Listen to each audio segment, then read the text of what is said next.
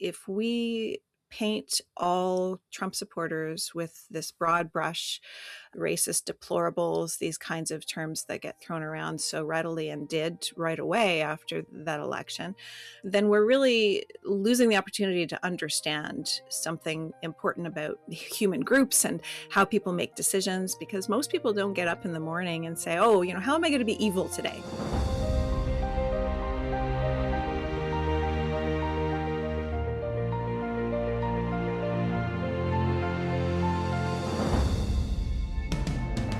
Hey everyone, it's Disagreeing Well, the podcast about polarization, why it matters, what drives it, and what we should be doing about it. I'm your host, John Malloy, and this week we're looking at the psychology of polarization. As we encounter those we disagree with, what's going on inside our heads? Inside their heads as well. Is there something about our human nature that's making things worse and driving us even further apart? Are we being manipulated by outside forces intent on stoking our rage for their own gains? Might understanding the psychology of the situation help us better interact with those on the other side? And to help us consider these questions, we're joined by Ann Wilson, a professor of social psychology at Wilfrid Laurier University and someone who spends her days researching the psychology of polarization and is a leading scholar in the field. And welcome to Disagreeing Well. Thank you so much for having me. Before we get into the psychology of polarization, I thought we'd begin. Maybe just tell us a little bit about yourself and how you became interested in this field. Yeah, sure. So I've been a professor here at Laurier for about 25 years. Hard to believe it's that long. And I've been interested in, social psychology is my field. And I've been interested in self and identity, so how people understand themselves, both individually and in groups, for all of that time. And in the last, I'd say, decade or so, I became more and more interested in a lot of issues that also had societal relevance. So how do people think about themselves in relation to their future and their group's future? So this has implications for things like sustainability, environmental decisions that we make, climate change, right? As well as things like, how do we grapple with our nation's past and social justice and economic justice and these sorts of things. So we were looking at these things and often trying to explain or account for them using psychological variables only, right? And we were able to understand small bits, right? Or move people around in some cases in small ways. But there was always this elephant in the room, which was that a huge determinant, usually the largest determinant of people's perspectives on these things, ended up being their political affiliation. And not necessarily in ways that were clearly well-reasoned or, tied to careful policy analysis, but rather just basically a team sport. Right. So this was one thing, a professional reason that I became interested in politics and polarization, what leads to this gap, because it seemed like it really did stymie our capacity in many cases to be able to make meaningful social change or to find solutions that everybody could live with. The more personal reason, to be honest, and this is probably not something that is uncommon when people tell these stories, is the election of Donald Trump the first time a decade ago. And I honestly, along with probably a lot of my colleagues, I was shocked and I watched what happened with real disbelief. And what it caused me to do was to pause and to try to think about what it was that I thought I understood that I didn't understand. Right. So it prompted a lot of curiosity and maybe some intellectual humility for me that I hadn't had previously. And what I really was interested in doing was understanding the misunderstanding that ended up leading us to have such a miscalibrated idea of what voters wanted and what direction the nation, in this case, the US, was taking.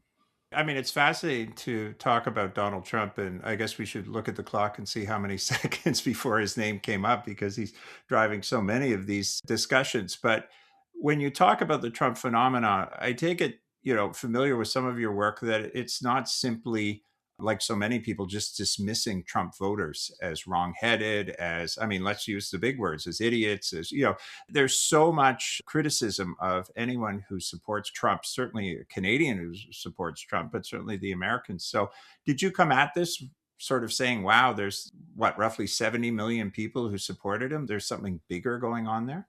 Yeah, that's really where I started. And I will pause to say that, my perception is that over the last decades, things have become more radicalized, and I have plenty to criticize about the current political moment. But my perspective at the time, and still now, is that if we paint all Trump supporters with this broad brush, racist deplorables, these kinds of terms that get thrown around so readily and did right away after that election, then we're really losing the opportunity to understand something important about human groups and how people make decisions, because most people don't get up in the morning and say, oh, how am I going to be evil today? Right? They're taking the facts as they're available to them, weighing the concerns that they have, wanting to see their lives, their communities' lives be happy and productive and so on, and trying to find a way forward. And so understanding that, I think, is important.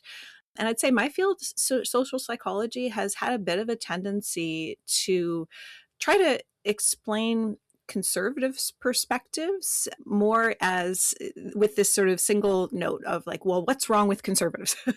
And at least part of the reason for that, I think, is because many social psychologists tend to be more liberal or progressive. This is not uncommon in academia. So it's easy for us to understand where we're coming from, and perhaps a little bit more puzzling to understand where someone else is coming from. And I think that in some cases it means that we're a bit one-dimensional in our explanations. And I think there's a tendency to sort of cheat when it comes to polarization. There's certain guardrails around it. The sort of the old joke, two things I hate, polarization and Trump voters.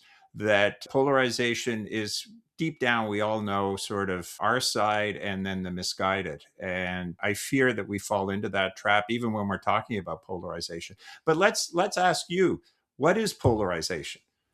Yeah, that's a good thing to pause on, right? Because we talk about polarization and conversation all of the time, but we're often meaning different things. So I'll identify 3 types that we're often talking about and just give them each a name. And I'll use the academic terms, but try to explain them really clearly. So the first kind of polarization we often talk about is what we call ideological polarization. But this is basically the idea that groups, often political parties, have different preferences, different attitudes towards policy positions, right? Those sorts of things. So the ways in which we actually just have different viewpoints and support different policies is the reflection of how much do we really disagree about these kinds of things, right? And so that's ideological polarization. The second kind, and the one that I think a lot of times our social discourse is really focusing on, whether we name it this way or not, is affective polarization. So that's the degree to which we have come to really have animosity, contempt, even hatred for people from the other party. And so that dislike is separate in some cases from ideology, and in fact isn't always fully accounted by ideological differences, but it is something that we've seen really increase quite a lot over time.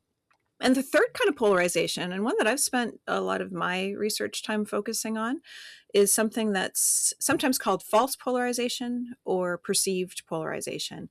So it turns out that although we do differ in our policy positions and our attitudes, what we imagine our opponents to be all about is often at least partly miscalibrated. So we often believe our opponents to be more extreme, to have more egregious perspectives, to almost be kind of monsters in many ways, right? So we have these caricatured ideas of what the other side is all about, often that are not completely disconnected to the facts. So we can think of specific examples of people from the other side who may actually hold those views, but we tend to really overestimate how prevalent the most extreme views are.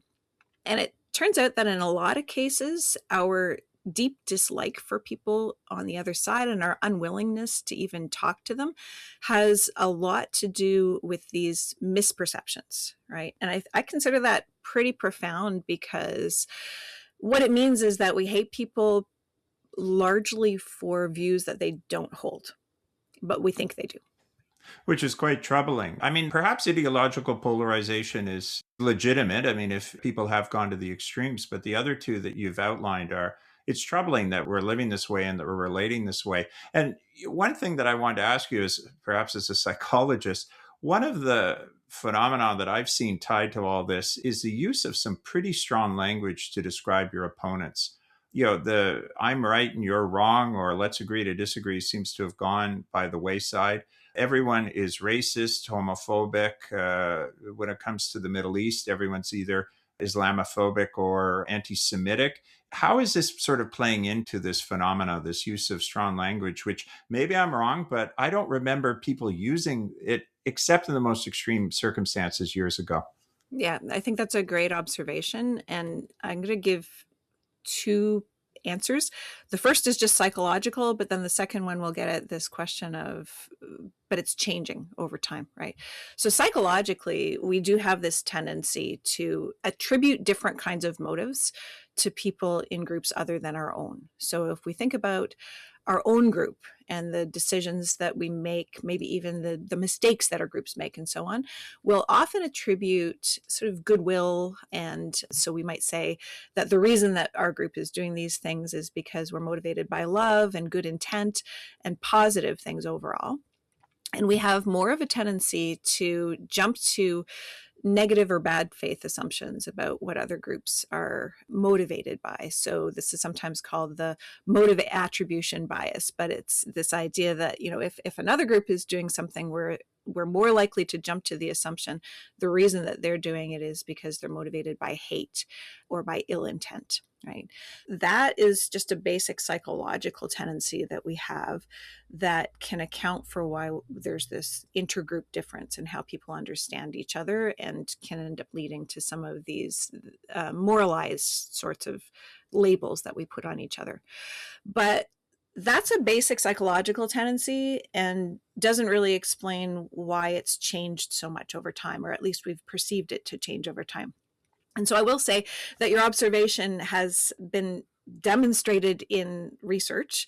So the idea that we're using this moral language, these labels more often, as well as like more extreme and uncivil language in our political discourse, this has been documented. One of the easiest places to document it is online. So when when we're looking at this kind of discourse in social media and other spaces like that, and at least one of the reasons that that seems to be happening more and more is because negative, extreme, and moralized language like that, those kinds of labels and demonizing our opponents and so on, that's the stuff that tends to go viral.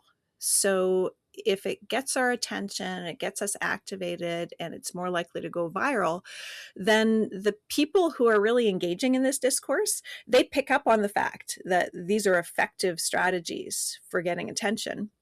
And it's an incentive, right, to keep doing it more and more. So we know that political actors, politicians, other people in this space who are really contributing to the discourse have realized that the more they use this outraging kind of language, the more likely they are to get attention. So that can turn into a real feedback loop where there's just incentives to do more and more of that. There's so much to dig down on what you've outlined in terms of the definitions and some of the phenomenon. But before we go any further, I'm going to play the devil's advocate. Is polarization such a bad thing? The new joke, the two things I hate are polarization and Trump voters. I mean, you hear people speak about some of the things that are happening in our society, things that are happening in the United States and elsewhere. And they say, look, the stakes are too high. Things are really, really bad. Fill in the blank. Politician X or politician Y is a threat to our country, a threat to our well being, a certain social movement, a certain attitude is just wrong. Those individuals need to be silenced. Those individuals need to be fought.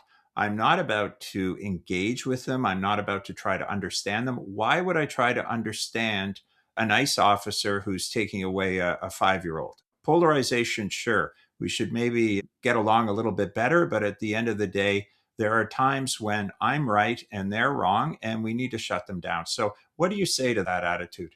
I think that's one of the biggest questions to grapple with. And it's a big place where people who do polarization research get a lot of pushback, right? So, why would we want to depolarize and meet in the middle if that means compromising with Nazis or whatever the rhetoric would be? at least one of my responses to that is that that's not what most people who study polarization have in mind, is that what we should do is all become somehow centrists or compromise across these sides in every case. So, in my view at least, the goal isn't necessarily depolarization in the sense of having everybody having sort of the same policy positions and that sort of thing, but rather to be very clear on where our actual disagreements are with our opponents. And when we do have real disagreements and when we may truly disavow things that opponents are doing, we need to be able to have the capacity for robust disagreement and even resistance.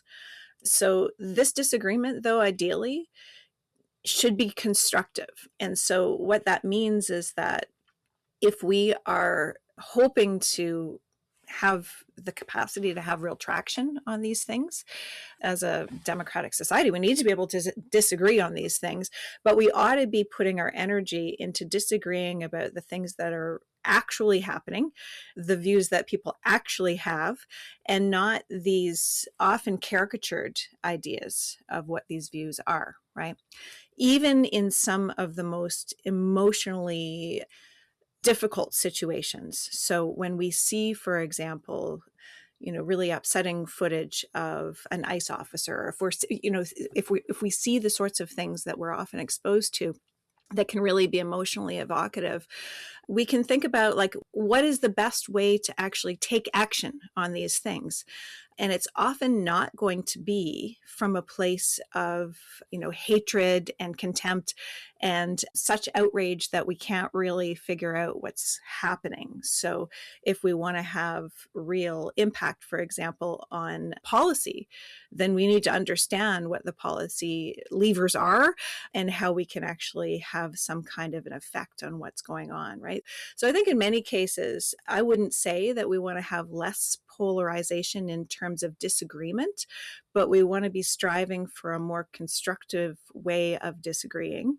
And we want to make sure that we're putting our energy into, when we're doing this kind of robust disagreement, disagreeing on things that are really happening and not on these more kind of imaginary demons that sometimes end up being what we're fighting against instead. And what about motive? I assume that's very, very important that people don't always assume the worst about those they disagree with. Think about a very, very emotional issue in the United States, and obviously with what's happened here in Canada recently with the school shooting, something like gun control. I think sometimes there's a view that people who are very pro-gun, if I can use that term, somehow are not horrified by a school shooting, for example. They don't worry about their kids. They're not emotionally overwhelmed by what's happening, that sometimes they see the world differently and that they are coming to this debate with sort of strange motives. I mean, most people are trying to do what they see as improve the world around them. And I just wonder how we can better think about that when we think about our opponents. Yeah, I think that so gun control is a good example to unpack because you can be very emotionally impacted by incidents that happen. And it can be very easy to jump to the conclusion that anyone who has a different policy position from our own must be really callous or ill intended in some way, right?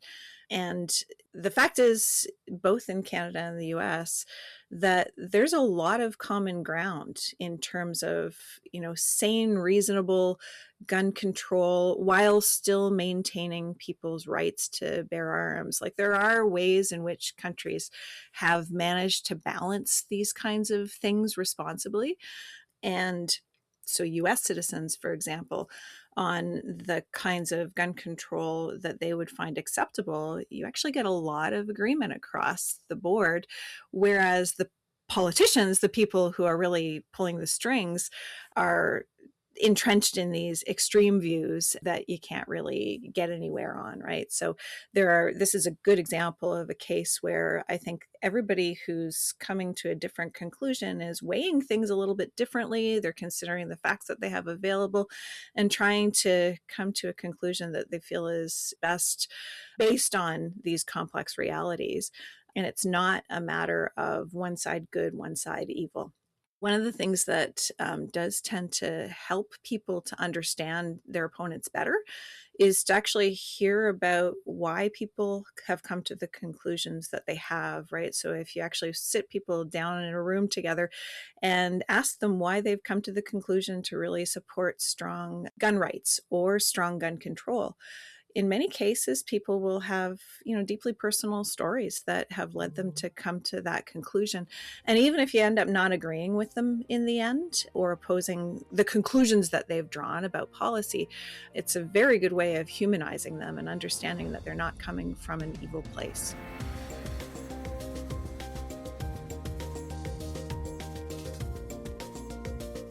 No, and I mean, I think the human dimension is so missing from so many of the conversations. But I want to move on and get to the heart of the matter. What's causing this polarization? If you ask civilians like me, everyone leaps to social media. So is this all about social media? Are there other things going on? My suspicion is you're going to say there's lots of ingredients here, but over to you to give us the insights into this. Yeah, so what's causing polarization to increase is this puzzle that lots of people have been trying to figure out. And you can look at it in a bunch of different ways. So there isn't just a single answer. And when I started looking at this as a social psychologist, I started off by looking at human psychology. So what's going on in people's heads, right? And so there's a lot of elements of intergroup psychology that leads people to see their groups differently and so on. And so that's part of the answer, but it doesn't help to explain why it's been increasing so much over time. So that's part of what's led people to look to the outside world and the things that have changed over time, the structural kinds of elements of how we communicate with one another and so on, and try to figure out the role of those kinds of things. I talk actually about the sort of informational ecosystem. It's a fancy word, but it basically just means like all of the ways that we do discourse with one another and how those things have changed over the last number of decades in ways that have feedback loops and that also change the way that politicians talk and so on, right? So there's a bunch of different elements. One of the ways in which both media, so any kind of media, especially in the digital space, so if you're an online newspaper, any kind of media more generally, as well as social media, how do they make their money, right? How do they stay in business? So many of us have heard of this term, the attention economy, but the idea of how they stay in business is that they need to attract our eyeballs. So the more they can get our attention, the more they can get data from the people who are engaging with them, that's essentially a source of income for them. So what that means is that many of these companies are not really competing to give us the most valuable analyses on these issues or the most complex and nuanced takes, but rather the things that are going to compete for our attention. And then I take that and bring it back to human psychology.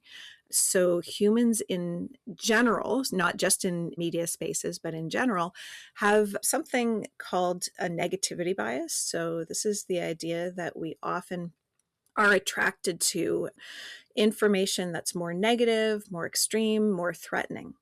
And at least part of the reason we do that is probably just an ancient survival mechanism that, if there's something that's potentially a threat out there, we want to pay attention to it. Even if there's other good things in the world, the stuff that we really need to pay attention to is the stuff that may end up being fearful or threatening to us, right? The Google review, 99 good reviews and one bad one, and all you do is remember the bad one. Yeah. Same thing happens, to be fair, with teaching evaluations, right? The one student that didn't like it is the one that you remember. But so, this idea that we pay attention to negatives isn't only true in these online spaces. It's something that's true of human attention more generally. And it's not even that we like it or we're attracted to it necessarily, right? So it's the same sort of thing. If we pass a car crash, it's not like we say, oh, I really like to look at that car crash, or I want more of that, but we can't look away when it's there, right? So it's that pull that it has on our attention. And so, because of that, the business models that a lot of media and social media have are relying on our attention. And so, it means that they give us more and more of this negative, fearful, threatening, outraging information because that's the stuff that gets our attention. And in fact, it sometimes needs to ramp up more and more to get the same amount of attention. So, this is true in regular media, especially partisan media. So, the advent of things like Fox News and MSNBC and other sources of relatively one sided or partisan media have used these strategies for a number of years. Sometimes that's been called the outrage industry. It's part of where this all started. But then social media, as it's come into its own over the last decade or so, it does the same thing, but it does it with some additional features. So, algorithms, for example, can essentially track what it is that we are uniquely paying attention to, and then tailor people's individual feeds to the things that they're going to find most outraging and most upsetting and frustrating, right? So, we get these slightly different versions of the world that are based on what we have personally responded to. And so that can end up being an additional factor that leads to more and more extreme exposures. So it's less about directly reinforcing your views as exposing you to extreme views on the other side that, in a sense, will reinforce those views. So you're very pro Israel, you get a tweet or social media post that's very anti Israel, and that gets your back up and you become even more pro Israel. Is this what we're seeing happening? Yeah, so it's not only focusing on the negatives on the other side, but it is one of the things that tends to get people's attention in a big way. So the idea of, focusing on the negatives of an outgroup, we are more likely to focus on what's called outgroup animosity content that tends to get shared and go viral to a larger extent than information that's even positive about our own group. So people do come to realize that too when content producers are putting stuff out there. You could think about a politician who could either say something really positive and uplifting about their own position or their own group, or you can say something really demonizing and terrible about the opponent group. And there are a lot of incentives to spend your time focusing on demonizing the opponent group because that is typically going to get more clicks and more attention. Another thing that exacerbates that, at least in social media spaces, is that we often think about social media as though we're somehow getting this snippet of what the world is actually like. But who we get exposed to is disproportionate, such that we're more likely to be exposed to the people who have the most extreme takes, the most extreme positions. So there have been different estimates. One estimate is that about 10% of users produce over 80% of the political content. I've seen another one that's about, all of the toxic content is produced by a pretty small percentage of people. So we're not talking about really representative views. At the same time, these social media spaces especially tend to disincentivize or discourage people who have moderate or nuanced views, people who actually are curious to, think about things in more complex ways. It basically repels people like that from these spaces. And it leads them to self-silence or to self-censor from these online kinds of discourses. So it ends up meaning that when we're looking at the world and these political issues through the lens of social media, what we see is often something that does appear like good and evil, right? These two extreme perspectives, and not a lot of complexity that takes up that middle space.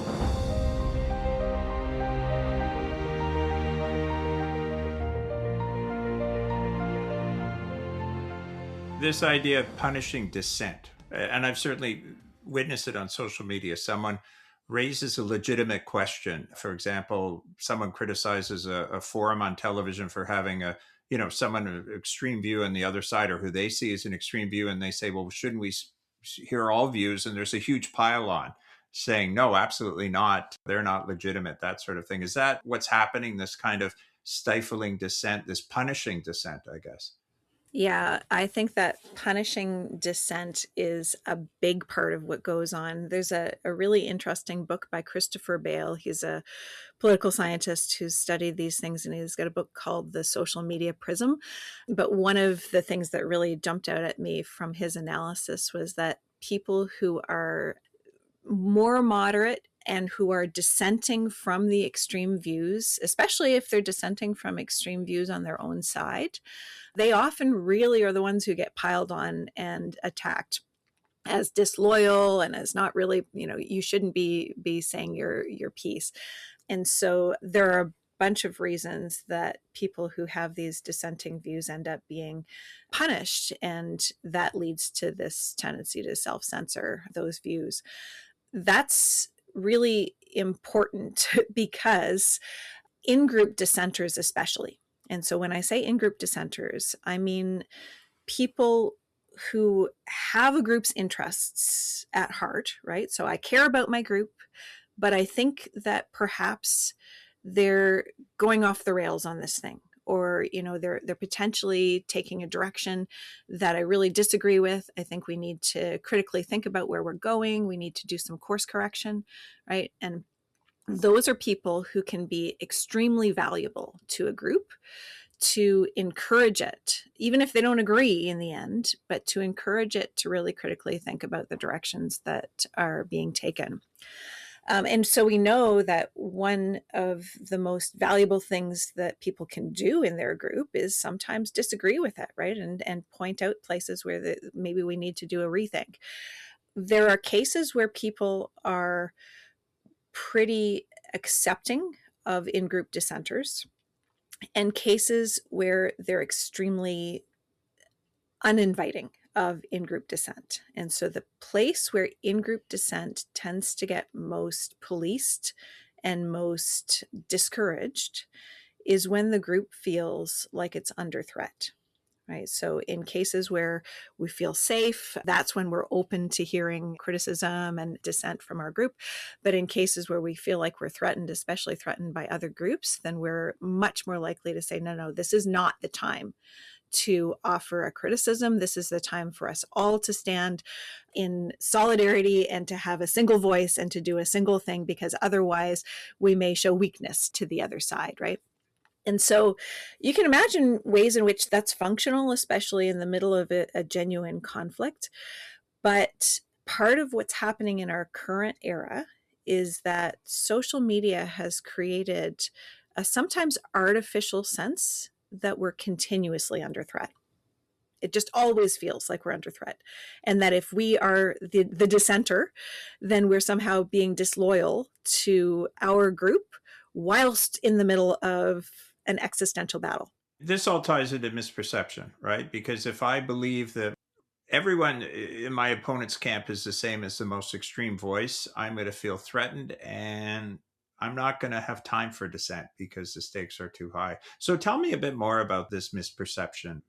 I'm assuming it's things like all conservatives are old, rich white men, and all liberals are woke vegans who spend their days being outraged by someone saying "Merry Christmas." I mean, what are the studies showing? And you've explained a little bit about how it's happening, but maybe give a little bit more background. What we imagine our opponents to be about are often these sort of like cherry picked elements of things that aren't completely false, right? So you can think of people from the other side who do hold some of these extreme or caricatured views.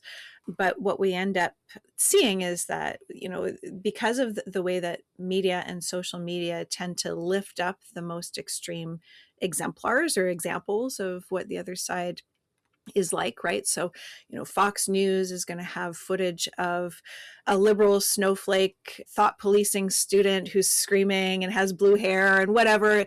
And that thing it's a real person who's doing a real thing, but it's not really representative of the whole group, but it's going to go on loop on Fox News, right? And the same thing. So you can certainly find, a racist, deplorable, misogynist, conservative who's displaying ignorant views about something, and then that can go on loop in the spaces that liberals are consuming.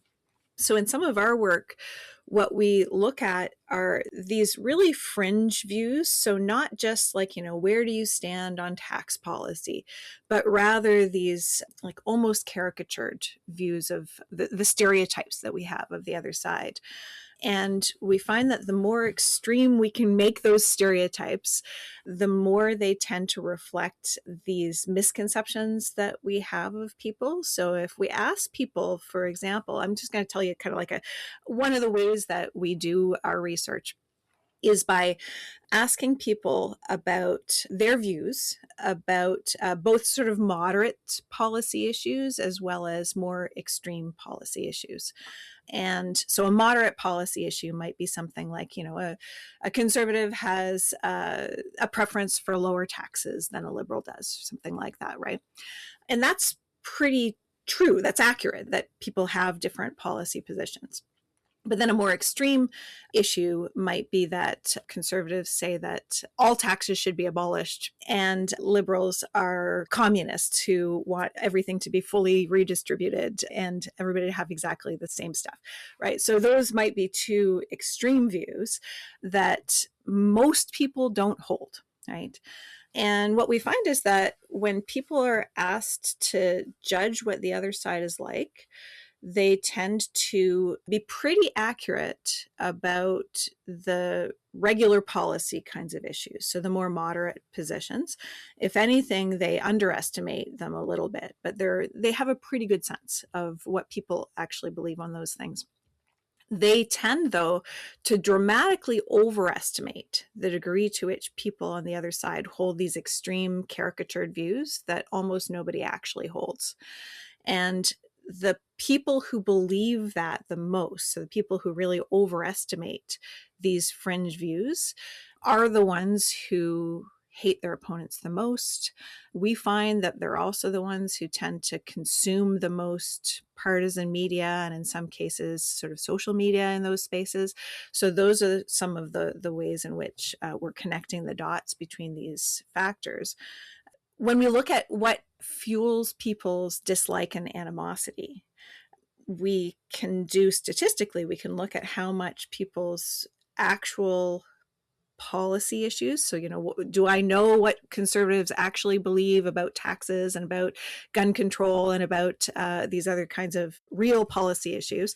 Is my animosity and dislike based on those real policy issues, or is it based on these caricatured issues that are really miscalibrated? And we find that people actually aren't all that likely to hate their opponents for the real policy things that they believe, but they are extremely likely to despise them for these caricatured views that almost nobody actually holds. And that leads into a wonderful topic as we head towards potential solutions for this. And that's the role of facts. And there's a real conundrum out there. I joke with my students that, the best way to win an argument online or a heated debate over a controversial topic is to introduce a fact, a verifiable fact, which shows their opponent they're wrong. And, we always joke the opponent then immediately surrenders and says, oh, yes, I'm coming over to your side. And yet the conundrum is this: facts are facts. And by facts, again, I'm speaking about verifiable statistics, data, etc. So if we're having a big debate about crime and the statistics show that crime has gone down, often introducing that into the argument, I shouldn't say often, usually introducing that in the argument is going to cause everyone to get more and more angry. What's the basis of this human tendency, I guess, to not want to hear facts which go against your opinion? And second, then, as we head towards discussing solutions, how do we deal with facts? Because, an emotion filled discussion may be fun and all that, but at the end of the day, if we're going to get anything done, we need facts. Has the crime rate gone up or down? I mean, that is verifiable. You could discuss how you measure it, that sort of thing. But at the end of the day, you're going to want to know before you actually talk about policy solutions. This has been something that I think a lot of activists and social scientists have become very cynical about in recent years, because the evidence that people really aren't all that influenced by facts, and in some cases, when you give people a set of facts, there's occasionally something that's called the backfire effect. So that idea that, you give people the facts on a topic and they actually get even further entrenched in whatever they believed than they did before. These are things that have, I think, been pretty dispiriting to a lot of people in science communication and people who are really trying to correct misconceptions that are out there. And one of the reasons that this is such a hard problem is because of something called motivated reasoning. So, this is basically the idea that, people have their ideological commitments, their preferred conclusions, like what they would like to be true. And a lot of times when we go through the process of what feels like rational, reasonable thinking, right? So we feel like we're going through the facts and doing the rational assessment. What we're actually doing is something more emotion driven than we realize. So we are still doing all of these critical thinking moves, but we're doing it in a directional way where we're more likely to find fault with or be critical of the pieces of evidence that are inconsistent with what we would like to believe. We're more likely to give a pass to the pieces of information that are consistent with what we would like to believe, and so on. So we feel like we're going through this reasoning process, but it's actually our motivations that are driving the bus in that case. And so we end up coming to conclusions that we most would prefer. So it's sort of like, a lawyer can use these great argumentation and reasoning and logic skills, but, a lawyer often has the specific goal of defending their client, right? And so they're not necessarily using all of these fact-based and rational ideas in a totally unbiased perspective. They're bringing to bear the ones that are most likely to help them win their case. Right. So this is how humans tend to reason. One of the reasons that this is so tricky in the fact space, so, how do we correct misconceptions and so on, is also that people who are more capable of, good logical reasoning, people who are more educated, people who maybe like a little bit more intellectually nimble, including a lot of people in academics, for example, right? So people who have higher education and so on, we often pat ourselves on the back to say, well, no, we are the smart ones who are, doing all of this evidence-based reasoning. But in fact, we're just extra good at doing the intellectual backflips to come to the conclusions that we want to draw, right? So it turns out that, being smarter, being more educated, being more knowledgeable about a topic doesn't make it more likely that we're going to come to an unbiased conclusion. In fact, it usually means that we're just better at coming to the conclusion that we wanted to draw in the first place. Where do we go with all this? How do we build bridges on so many controversial topics, or just the general dislike that we have for those in other political parties or persuasions? Yeah, I think this is a very hard problem to solve. And it's easy to almost lose hope when you think about all of the ways in which we're set up to create more of this division and just eschew facts entirely. At least a couple of things that I think are important to hold in mind when we do try to think of solutions. One is, so this is just my personal opinion, I'm still on team facts. I think that even when sometimes it can be frustrating because people don't take our facts at face value, they're just not convinced in real time of the facts, the more we can be as communicators genuinely committed to trying to convey the facts as well as we can, right? So of course we're going to have our own biases and we might not get it right all of the time, but the more that we can stay true to an objective analysis and try to update our own views as more evidence comes in and so on, the more we can do that, the more we're at least creating a space out there where facts are available, right? And it also helps to produce more of a sense of trust in a communicator if it's clear that that person is trying to get it right.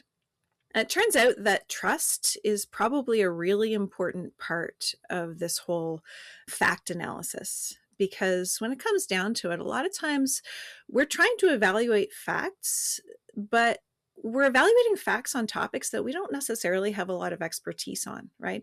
So if you think about the issues that happened over the COVID era, right? Well, there were a lot of people taking in a lot of facts and coming to different conclusions, but 99% of them are not epidemiologists or immunologists or whatever, right? And, But they were doing their own doing research. their own research, yeah.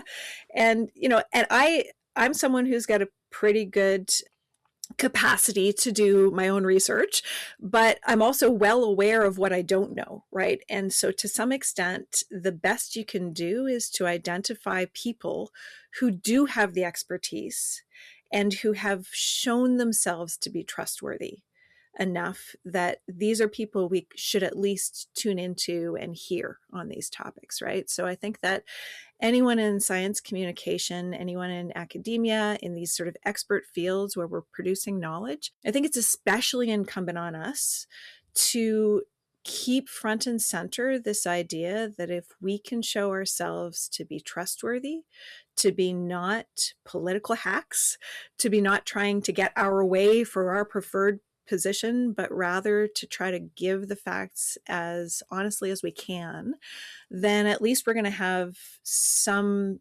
potential to show in a transparent way like where we came to this conclusion, and that there's at least going to be some possibility of people taking that information seriously. The other thing that I think is worth recognizing, just to loop back to polarization, is that all of these things, this idea that we're coming to conclusions based on our desired perspectives and we're not evaluating the evidence and so on, this happens especially in cases of high polarization. So there's really interesting research out there that shows that in a polarized context, if you give people, say, policies with strong and weak arguments for them, right? Or like good evidence and poor evidence, that sort of thing. If people are given good and poor evidence normally, they're able to sort out the good evidence from the poor evidence. They're able to sort out strong arguments from weak arguments. In a highly polarized environment, people stop even paying attention to what's strong or weak evidence. They just vote in lockstep with their party, right? So loyalty becomes the central feature, and we stop actually paying attention to evidence. So at least partly, if we want to get back to a place where the facts are going to matter, I think at least for topics where evidence is really important, we need to take a deep breath and say, like, this is more important than our team sports. And whether or not our group is going to win in this situation, we need to roll up our sleeves and figure out how to actually get back to the evidence on these topics. And not just the evidence on these topics, but obviously understanding who your opponents are. And that, yes, of course, there's neo Nazis and Holocaust deniers and really awful people out there. But as I always tell my students, that's about 1%. So, what are you going to do with the 99% who have potentially the same goals to see their kids educated, to reduce people out of poverty, even if their views on homelessness are diametrically opposed to yours, that sort of thing. So obviously understanding them. Can I ask about the very personal Sunday holiday dinner where the controversial topic comes up and everyone starts shouting at each other? Are there techniques to navigate these issues in a way that doesn't create the sort of polarization that we're used to? I'm talking to a psychologist here. I guess I'm wondering what should be going through our minds as we enter into the discussion with our uncle who's had a little too much Chardonnay. Well, I've been in those situations myself personally, and I can say both from personal experience and from the psychological literature that at least one thing that we probably want to not do is to go into those situations trying to win an argument or change our uncle's mind, right?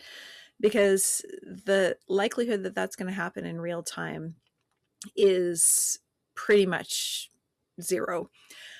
What we can do in a lot of those situations is start off with an assumption of good faith. So, assuming that our uncle or whoever else is not coming from a place where he got up today and said, what can I do that will bring more evil into the world, right? So he's coming from whatever pieces of information he's brought together to generate his view on these situations. Coming into it with that starting place of goodwill and with a lot of curiosity, right? So sometimes we'd be better off using those situations to try to seek to understand how someone has come to the conclusions that they have. Maybe tell me more. How did you come to that conclusion? What evidence have you learned about that got you there? Oh, that's interesting. I've heard different things. I wonder if you'd be interested in knowing more about where my perspectives have come from, but not with the goal of changing minds in real time. Sometimes that could eventually lead to a change in perspectives, because it's often the case that when people do change their minds, it's a seed that gets planted at some point that then needs to sit with someone for quite a while as they think about that in a way that's not necessarily as threatening as, a big fight in the middle of Thanksgiving dinner. But I think that if we spent more time trying to understand where other people are coming from in good faith, we might get a lot further towards at least seeing our opponents as human beings who also, want the best for what they believe would be good solutions in society. And in some ways, that's simply the goal, as we talked about earlier. I think if we try to fight polarization by trying to convince everyone who disagrees with me to come over to my side, I've missed the point. That approach is about dominating and winning, as opposed to finding a common way to live together, to understand a little bit about the other side and where they're coming from, finding common ground if you can, but just learning that we're all kind of in this together, a sentiment that I think is unfortunately slipping away from us right now. Now, I see by the clock that our time is coming to an end. And Anne, I must say, we've had a marvelous discussion. You've given us some very, very important insights into what's going on in all our minds as we enter into this rather chaotic world and hear people with all sorts of views, many of them extreme. And I think understanding the psychology of polarization is so important. So thank you for joining us here today. Thank you for offering so many great insights. And thank you for trying your hand at offering up some solutions to us. Well, thank you for having me. It's been a great chat. Next week, I'll be speaking to Eric Merkley, author of the new book, Polarization, The Causes and Consequences of Effective Polarization in Canada. If you are concerned about polarization in your day-to-day life, one avenue that has shown a fair amount of promise is the intersection between empathy and political discussion. So it's hard to get people who are polarized to have conversations with the other side, and it's hard to get people that are polarized to have empathy, but that's the ticket. You've been listening to Disagreeing Well, a production of the Center for Public Ethics at Martin Luther University College, federated with Wilfrid Laurier University, located in Waterloo, Ontario, Canada. Disagreeing Well is produced and edited by Lauren Kivenhoven, with additional production and promotional support from Hardika Ahuja. Our theme music is Stuck in Dreams by Kulikova, courtesy of Pixabay. You can find Disagreeing Well on Apple Podcasts and Spotify, and please follow us there. To find links to each episode, show notes, and to learn more about the work of the Center for Public Ethics, you can also follow us on our free Substack. Thanks for listening.